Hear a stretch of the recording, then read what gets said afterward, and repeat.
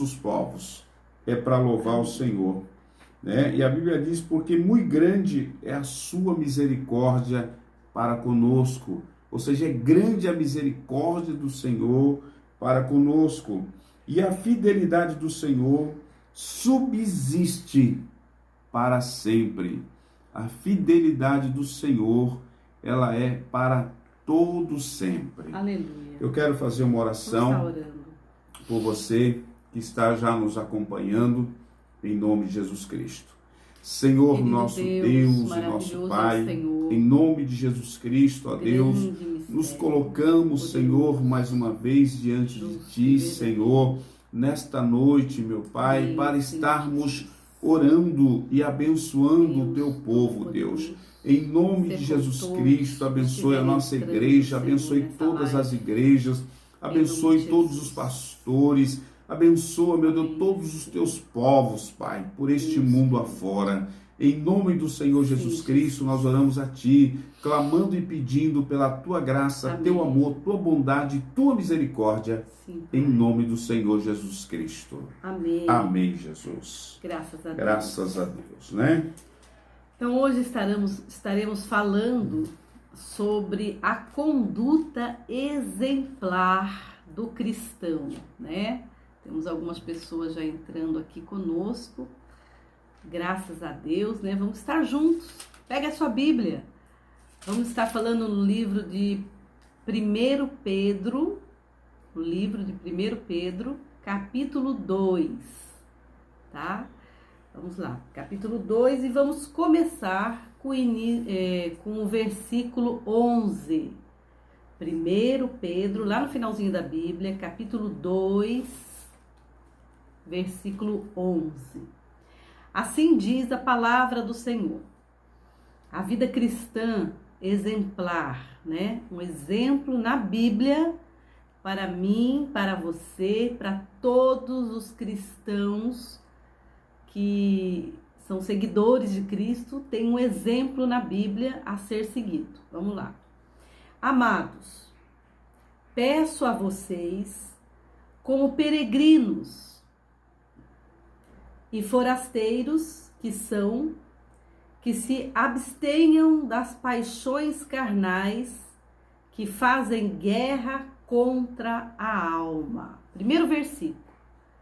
Primeira coisa que Pedro fala aqui na sua carta para a igreja daquela época, e acredito que nós podemos usar para a nossa época também, ele nos chama de peregrinos e forasteiros. Por quê? Por que somos peregrinos? Somos peregrinos porque essa terra não é nossa. Nós estamos aqui de passagem, não é isso, pastor Raimundo? Exatamente. Estamos de passagem nessa terra, estamos aqui até o dia que o Senhor permitir, mas a nossa casa não é aqui. A nossa casa, a nossa terra, a nossa casa, a nossa moradia não é nessa terra. A nossa moradia, ela é no céu, junto com o nosso Senhor, conforme diz em João 14, capítulo 14, né? Ele fala da nossa morada, que Jesus voltaria para o Pai. E iria preparar lugar para nós. Isso, exatamente. Então a nossa morada não é aqui. Então só aí Pedro já começa a nos chamar, né, de peregrinos, forasteiros, ele fala assim, que se abstenham das paixões carnais que fazem guerra contra a alma. O seu diz a mesma coisa? Abstenham? Na verdade, o meu diz também, abster-se, né, das paixões carnais. Amados, uma das coisas interessantes, quando ele está falando de paixões carnais, sabe o que é isso? É aquela paixão que você tem pelas coisas que não agradam a Deus, né? Mas agrada a carne. Exatamente. A carne, o que ela gosta? A carne, né? Muitas coisas. Hoje, graças a Deus, você é uma pessoa que vive em Cristo, graças a Deus por isso. Mas quando a tua vida não está em Cristo, quando você não está em Cristo, qual é o desejo da carne? É prostituição, é bebedeira, é baladas, é comer demais, né? É falar mal dos outros. O desejo da carne é isso, amados. A carne não deseja o bem para alguém. Por exemplo, Eu estou numa dieta que a minha médica passou, né, para eu baixar as taxas do colesterol. E hoje eu comi um prato de bolo recheado com brigadeiro maravilhoso. Tinha necessidade? Não. Não tinha. Não Mas tinha. A carne tem desejo. A carne quer fazer coisas que não é para fazer. É proibido, entendeu? Esse é um pequeno exemplo, né? Um pequeno exemplo do desejo da nossa carne. Então, quando a pessoa está fazendo o desejo da sua carne, ela quer cumprir só o que a carne quer. Ela quer, e Pedro ele está dizendo aqui no primeiro versículo, que abstenham-se, quer dizer, afastem-se, né? Tirem de vocês as paixões carnais, que fazem guerra contra a alma. Quer dizer, a minha alma, ela necessita do quê? Ela necessita do alimento espiritual. Ela necessita de adoração a Deus, necessita da palavra que enche a minha vida de alegria, minha alma, né, de esperança. Então, a minha alma necessita disso, mas a minha carne necessita de outra coisa. Então, há uma guerra entre a carne e a alma. Deu para entender? Meio complicado, né? Mas a Bíblia fala também, a seguir o seguinte, que mantendo exemplar o vosso procedimento, tá? Então veja bem, Versículo 12? Eu estou lendo o 12. A Bíblia diz para a gente manter, tá, o nosso exemplo, um bom exemplo, tá, no nosso procedimento no meio dos gentios, ou seja, no meio daquelas pessoas que não professam a mesma fé que você.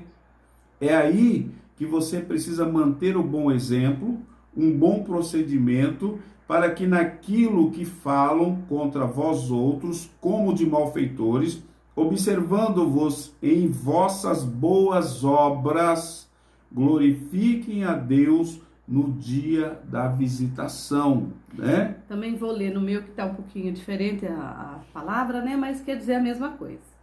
Tendo conduta exemplar no meio dos gentios, para que quando eles os acusarem de malfeitores, observando as boas obras que vocês praticam, glorifiquem a Deus no dia da visitação.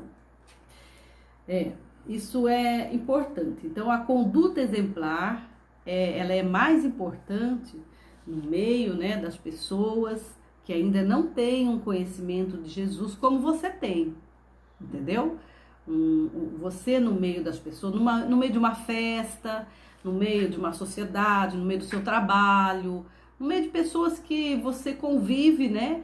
E você precisa ganhar essas pessoas pelo seu bom comportamento. Exatamente. Né? Porque santidade é uma coisa que nós vamos buscar em Deus. Então não confunda a santidade com bom comportamento, né? O bom comportamento é você matar o desejo da carne. Não deixar a carne falar mais alto. Eu quero beber vinho, eu quero tomar uma cerveja, eu quero fazer isso, eu quero fazer aquilo. Mas se você fizer essas coisas na frente de um não cristão, você vai ser julgado e o Deus que você carrega, né, na sua testa, aí que você diz que é cristão, vai ser envergonhado. Então, por isso que a boa conduta é importante. O crente, ele tem que ter uma boa conduta, uma boa vestimenta, um bom falar, saber o que vai sair da sua boca, porque ele carrega o nome de Cristo. Paulo disse, né? Nem tudo me é lícito, mas nem tudo me convém. Então, a gente tem que regrar as coisas, né? Saber o que vai falar, o que não vai falar, e o que vai fazer, o que deixa de fazer, né? Mesmo porque, por exemplo, o homem, ele é o chefe da família, né? Ele é o exemplo da casa. Os filhos estão de olho nele, a mulher está de olho nele. Então, os vizinhos estão de olho nele. Então, ele é o exemplo da casa. Ele tem que estar na luz da verdade para que todos da sua casa estejam bem. O verso 13 fala: por causa do Senhor, estejam sujeitos a toda instituição humana, quer seja ao rei como soberano, né? Então ele está dizendo, para que nós não venhamos a fazer algo que desagrade ao Senhor. Então, por causa do Senhor, é que nós damos bons testemunhos. Por causa do Senhor, é que nós precisamos ter bons procedimentos. Por causa do Senhor.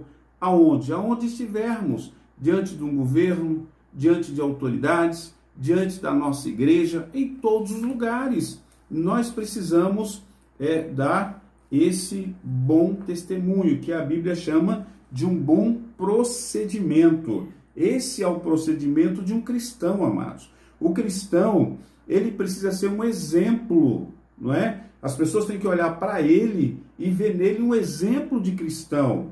Nós somos isso. A Bíblia diz que nós somos a luz do mundo. Nós somos o sal da terra. Porém, se esse sal perder o seu sabor, ele não presta para nada, a não ser para ser pisado pelos homens. É isso que a Bíblia diz. E nós precisamos encarar isso, né? Como cristãos que sofremos, temos dificuldades, mas nunca podemos negar Cristo na nossa vida. Amém. Não é verdade? Por isso que é por causa do Senhor. Deixa eu ler aqui o 13, 14, 15. Por causa do Senhor estejam sujeitos a toda instituição humana, né? Todo governo humano, todos os empregos aí e patrões, né? Quer seja o rei como soberano, quer seja as autoridades, tá vendo? Como enviadas por ele, tanto para castigo dos malfeitores, como para louvor dos que praticam o bem.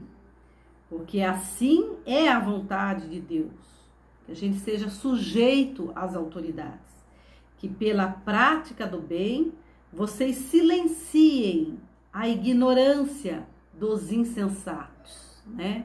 Então não é batendo boca no meio do trabalho, não é questionando, envergonhando as pessoas, né? No meio da rua, no meio do trabalho, ou qualquer outro canto, ou mesmo dentro da sua própria casa. Então, sejam sujeitos às autoridades. Se há uma autoridade acima de você, você não suporta, de repente, esse patrão, essa patroa, mas, por amor a Deus, seja sujeito a essa autoridade, né? Porque existe uma hierarquia no mundo. E conforme o trabalho que você está fazendo, você tem que obedecer essa hierarquia. E dentro da sua casa, por exemplo, existe uma hierarquia. O marido é o cabeça da casa, né? É o patrão, é o chefe da casa, é o pastor da sua casa, né? Ele é o cabeça da sua mulher. Você, mulher, não é porque o marido é o cabeça que você tem que falar amém para tudo que ele faz. Que ele fala e que ele faz, né? Mas com sabedoria a mulher edifica o lar. Então a mulher chama o marido no seu quartinho secreto e conversa com ele, né, bem? Conversa e acerta os ponteiros para que os filhos sejam abençoados. A Bíblia fala que se a mulher ela tem um marido que não é crente, um marido que não teme a Deus, ela precisa ganhar esse marido sem palavras. O que quer dizer sem palavras? Sem agressão, sem ofensa, com sabedoria, com muita oração, tá certo? Exatamente. É isso que diz a Bíblia. Mas a Bíblia também fala do homem, né? Que o homem tem que amar a sua esposa como o sexo mais frágil, né? Para que não sejam interrompidas vossas orações. Muitas vezes o homem é um cavalo, é grosso, é tudo isso. Verdade. Ele vai na igreja, vai adorar a Deus, vai pedir perdão a Deus, sendo que, na verdade, tem que pedir perdão para sua esposa. Primeiro, para quê? Para que as vossas orações não sejam interrompidas. Viu como eu sei? É assim que funciona, amados. Às vezes, dentro de casa, há uma guerra desnecessária. Vão pela Bíblia. O que a palavra diz? A palavra diz que o homem precisa tratar a mulher como o sexo mais frágil, ainda que ela seja polivalente na sua casa, ela continua sendo o sexo mais frágil, né? A mulher chora à toa, a mulher se fere, e o marido não, já é a rocha, né? Então, segue a Bíblia que dá certo, querido, viu? Agora vamos ler aqui o versículo 16. Como pessoas livres que são, né? Só esse pedacinho eu poderia aqui gastar 1 hora explicando que nós somos livres em Cristo Jesus, mas vamos pular porque não é esse o que nós estamos focados, né? Então, como pessoas livres que são, não usem a liberdade como desculpa para fazer o mal. Pelo contrário, vivam como servos de Deus. Difícil, né? Tratem todos com honra. Amem os irmãos na fé. Temam a Deus e honrem o rei, né? Tá falando de um rei maior, de um ser soberano, supremo, né? Ser supremo. Então, queridos, tratar com honra, amar os irmãos na fé, né? E temer a Deus são princípios que não pode pular. Não tem como deixar para trás. Vamos fazer outra coisa, vamos esquecer isso aqui, vamos para outro. Não, não tem. Você tem que passar por esses 3 princípios, né? Tratar todos com honra, amar os irmãos na fé e temer a Deus. Temer a Deus, na verdade, vem em primeiro lugar, né? A pessoa que teme a Deus, ela consegue. Porque, na verdade, quando se fala dos 2 principais mandamentos que o Senhor Jesus ordenou, né? Ele diz o quê? Que primeiro nós temos que amar a Deus. Primeiro, amar a Deus sobre todas as coisas. Sim. Com toda a nossa alma, nossa força, nosso entendimento. Primeiro, amar a Deus. Depois, para que se cumpra o que a pastora acabou de ler, para que haja amor, para que haja honra, para que nós possamos abençoar essas vidas, né? Então, o que a Bíblia fala, o que o Senhor Jesus fala no 2º mandamento? Ele diz assim, que nós devemos amar ao nosso próximo como a nós mesmos. Nós precisamos, querido, amar o nosso próximo como a nós mesmos. Porque se nós não conseguimos amar aquela pessoa a quem nós caminhamos com ela, a quem nós convivemos com ela, me diga uma coisa, como que você olha para mim agora e você vai dizer assim, pastor, eu amo a Deus. Você não ama a Deus, querido. Me desculpa. Se você não ama a sua esposa que está do teu lado ali, se você não ama o teu filho que está do teu lado, como que você vai amar a Deus? Não existe essa possibilidade. Não existe essa possibilidade, querido. Não existe. O amor vence todo o mal e vence todo o medo. Quero ler uma frase ali que o Marcelo, lá de Tatuí, está mandando, e é bem verdade isso que está na Bíblia. O temor a Deus é o princípio da sabedoria. Isso está em Provérbios, não me lembro o número, mas ele deve saber, né? O temor a Deus é o princípio da sabedoria. Então, em primeiro lugar, você tem que ter temor, respeito. Não é ter medo de Deus, é temor. Saber que Ele é justo e se Ele levantar o seu braço forte, ai de nós, né? Nem precisa levantar o braço, é só soprar. Então, temor é saber que Deus, a sua lei, ela é eficaz. A lei de Deus, ela existe para que seja cumprida, né? E nós, por mais pecadores que sejamos, hoje nós somos livres dessa lei. Por quê? Porque nós não tínhamos capacidade de cumprir essa lei. Mas aquele que nos salvou, que nos libertou, Jesus de Nazaré, ele veio para nos dar essa vida eterna, através do cumprimento dessa lei. Agora, ele conseguiu cumprir a lei. Agora tem uma coisa, né? Que você precisa prestar atenção. A pastora leu aqui, está escrito assim, olha, no verso 16. Como pessoas livres que são. Ó, presta bem atenção. Você é uma pessoa livre. Então você acha que você faz o que você quer? É assim? Não é, querido. Essa palavra é para você entender. Nós não podemos usar a nossa liberdade que nós temos como desculpa para fazer o mal a alguém. Está bem claro isso. A nossa liberdade é o nosso direito de ir e vir. A nossa liberdade é para cultuar o nosso Deus, para respeitar as pessoas, porque o nosso direito termina quando começa o do outro. E nós precisamos aprender isso pela Bíblia Sagrada, né? Eu vou ler de novo para você. Como pessoas livres que são, não usem a liberdade como desculpa para fazer o mal. Pelo contrário, vivam como servos de Deus. Sabe por que o servo, deixa eu só dar uma pincelada, o servo, ele obedece o seu Senhor, né? Vamos pensar um servo no tempo da escravidão.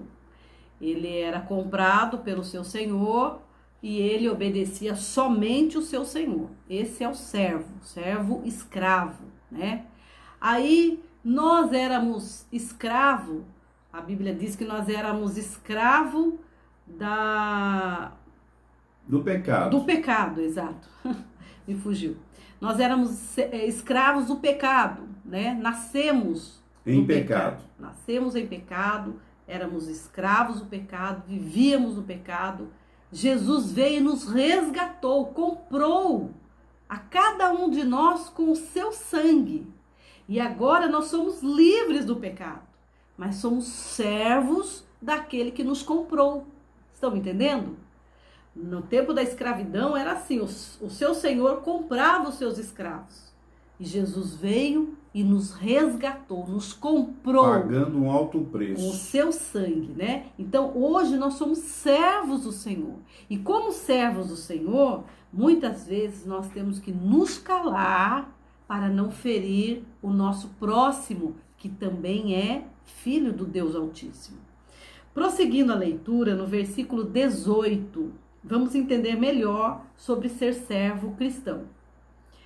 Servos, sejam obedientes ao Senhor de vocês, com todo o temor, e não somente se ele for bom e cordial, mas também se ele for mal. Tá vendo? Não é, eu não dependo do meu patrão, do meu marido ser bom, do meu patrão ser bom, do meu chefe ser legal, para que eu seja uma pessoa boa. Eu não dependo disso. Eu sou serva de quem? Do Altíssimo, do Senhor. Então, por ser serva do Senhor, eu vou me submeter ao meu marido.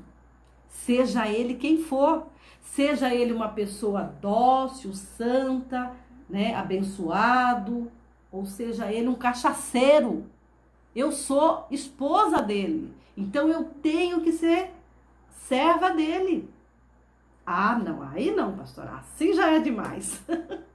Mas é o que a Bíblia está dizendo. A Bíblia diz assim: porque isto é agradável a Deus, que alguém suporte tristezas, sofrendo injustamente por motivo da sua consciência para com Deus, né? Então, veja bem, você vai se entristecer, mas você precisa fazer isso, né? Nós temos que obedecer, não tem o que fazer. Você não pode ser cabeça de um motim lá na sua empresa, né? Para destruir o seu patrão e toda a sua empresa, porque ele está fazendo injustiça contra a sua vida. Não pode ser, querido. Você é um servo de Deus. Você tem que andar conforme o que Deus escreveu na Bíblia. Não é conforme a revelação que Deus vai falar com você através do sonho. Não é não. Já está escrito na Bíblia. As ordens de Deus já estão escritas na Bíblia. Você não precisa procurar outra ordem na boca de outra pessoa. Você tem que ler a Bíblia e obedecê-la. É para isso que a Bíblia existe. Então, quando ele fala assim, servos, sejam obedientes ao Senhor de vocês com temor, Não é temor ao Senhor de vocês, é temor a Deus. Não somente se ele for bom e cordial, mas também se ele for mau, né? Por quê? Porque isto é agradável a Deus. Agradável a Deus. Sabe o que é isso? Sabe quando você está sendo injustiçada dentro da sua própria casa, com os seus próprios familiares? Você está sendo injustiçada. Isso não pode acontecer. Mas você está sendo injustiçada. Continua, tá certo. Então, o que acontece? Você tem que ser feliz conforme está escrito aqui, ó. Agradável a Deus que alguém suporte tristeza, sofrendo injustiça por motivo de sua consciência para com Deus. Pois que glória há se, pecando e sendo castigado por isso, vocês o suportam com paciência? Tá vendo? Se, entretanto, quando praticam o bem, vocês são igualmente afligidos e o suportam com paciência, isto é agradável a Deus. Praticando o bem, seja injustiçado ou não, isso é agradável a Deus. Não é fácil. Não é fácil as pessoas te criticando, as pessoas falando mal, as pessoas deturpando aquilo que você está querendo mostrar. A verdade, você quer falar a verdade, mas as pessoas não entendem. Não é fácil, querido. Mas continue neste caminho, porque este caminho agrada a Deus. E o que nós servos temos que fazer? Agradar apenas a um Senhor, a Deus. A Bíblia diz: porque para isso mesmo vocês foram chamados, pois também Cristo sofreu no lugar de vocês, né? Então foi para isso que nós somos chamados, porque Cristo já sofreu no nosso lugar. Cristo já pagou o preço. Ele já foi naquela cruz do Calvário, crucificado. Ele levou os meus pecados, ele levou os seus pecados naquela cruz, né? Então a Bíblia diz bem claro: porque para isso mesmo vocês foram chamados, pois também Cristo sofreu no lugar de vocês. Cristo sofreu no meu lugar, Cristo sofreu no seu lugar, e ele deixou exemplo para que vocês sigam os seus passos. Aleluia. Cristo deixou um exemplo para que você, para que nós sigamos os passos dele. Amém. E isso nós temos que entender, amados. Glória a Deus. Foi pago muito caro por mim e por você. Você está acompanhando na Bíblia? Isso aqui não é coisas da nossa cabeça, nós não escrevemos nenhum esboço, nós estamos lendo a Bíblia, né? Porque a Bíblia, ela se completa. É ela que traz no teu coração aquilo que Deus quer falar contigo e comigo. Então, se você não está lendo, é 1 Pedro, capítulo 2, nós estamos lendo o versículo 21, que fala que nós temos que seguir os passos de Jesus. Fala isso. Por que nós temos que seguir os passos de Jesus? O 22 diz assim: Exatamente. Ele não cometeu pecado, Jesus, nem foi encontrado engano na sua boca. Pois ele, quando insultado, não revidava com insultos. Quando maltratado, não fazia ameaças, mas se entregava àquele que julga retamente. Ou seja, ao Pai. Ao Pai. Carregando ele mesmo em seu corpo sobre o madeiro os nossos pecados, para que nós, mortos para os pecados, vivamos para a justiça. Aleluia! Pelas feridas dele, nós fomos sarados.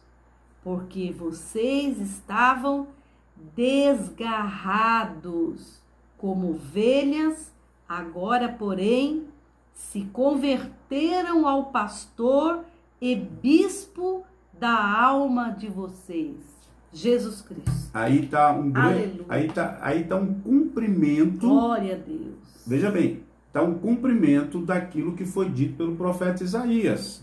Se você ler o livro de Isaías, capítulo 53, vai dizer exatamente o que Pedro está dizendo aqui. Veja bem, querido, quase 800 anos de diferença de um para o outro, não é? Olha quanto tempo, e a profecia de Isaías se cumpre, e Pedro está exatamente recitando aqui aquilo que fora dito pelo profeta Isaías. Pelas suas pisaduras nós fomos salvos.